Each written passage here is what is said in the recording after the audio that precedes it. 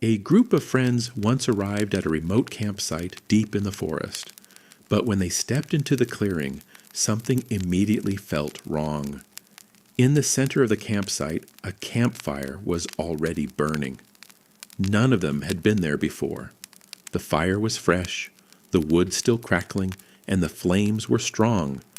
But there was no one around, no tents, no gear, no footprints leading away from the clearing. Just a fire that someone had clearly started. And the longer they stayed, the more they began to wonder if whoever lit it was still nearby. Welcome to Tales Beyond the Flame. The fire crackled softly as sparks drifted into the dark sky. Beyond the glow of the flames, the forest stretched endlessly in every direction, silent, watching. Tonight's story begins with 5 friends who thought they had found the perfect secluded camping spot. They had been driving for hours through winding forest roads, trying to reach a remote campsite one of them had discovered on an old hiking forum. According to the post, it was a beautiful clearing deep in the woods, with a small stream nearby and almost no visitors. Exactly the kind of place they were looking for. By the time they reached the dirt trail leading to the campsite, the sun had already started to dip behind the trees. The sky was fading into deep orange and purple, and the forest was beginning to darken. They parked the car and loaded their backpacks, expecting a short walk to the clearing. The path was narrow and quiet. Leaves crunched beneath their boots as they moved deeper into the woods. Every now and then, someone would joke about how isolated the place felt, but mostly they walked in silence, enjoying the calm of the forest. After about 15 minutes, the trees began to thin. And then they saw it. At first, it was just a faint flicker of orange through the trees. One of them stopped walking. "Do you see that?" he asked. The others followed his gaze. Between the trunks ahead, a soft glow pulsed gently against the darkening forest. For a moment, no one said anything. Then someone laughed nervously. Maybe someone else got here first. It wasn't impossible. The campsite had been mentioned online, after all. Maybe another group had found the same post. But as they stepped into the clearing, that explanation stopped making sense. In the center of the campsite, a fire burned steadily inside a ring of stones. The wood was fresh and stacked neatly, and the flames rose confidently into the air. But the clearing was empty. There were no tents, no backpacks, no chairs, no sign that anyone had ever been there, just the fire. The group slowly spread out around the clearing, looking for anything that might explain it. One of them crouched beside the fire and held a hand near the flames. "It's hot," he said. "Like, really hot. Someone started this not long ago." They checked the edges of the clearing. Nothing. No trails leading away, no footprints, just untouched forest in every direction. For a few moments they stood there, quietly staring at the flames. Finally, someone shrugged.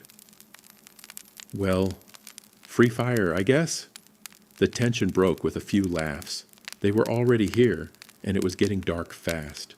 Starting a fire would have been the first thing they needed to do anyway. So they decided to stay. They set up their tents around the clearing and unpacked their gear while the fire continued to burn in the center. As the last of the sunlight disappeared behind the trees, the forest grew darker and colder. Soon, the campfire was the only light for hundreds of meters. They cooked dinner, shared drinks, and told stories while the flames flickered and popped. Slowly, the strange feeling they had when they first arrived began to fade. It was just a coincidence, they told themselves. Someone must have started the fire and then left for some reason. But every now and then, someone would glance toward the forest surrounding the clearing. It felt too quiet, not peaceful quiet, empty quiet. Around midnight, the fire had burned down to glowing embers. The group decided to turn in for the night. One by one, they crawled into their tents. Soon the clearing was dark again, illuminated only by the faint red glow of the dying fire. For a while, everything was calm. Then someone heard something. At first, it sounded like footsteps moving slowly through leaves, very slowly, outside the tents. Whoever was awake froze, listening. The footsteps stopped. The silence returned.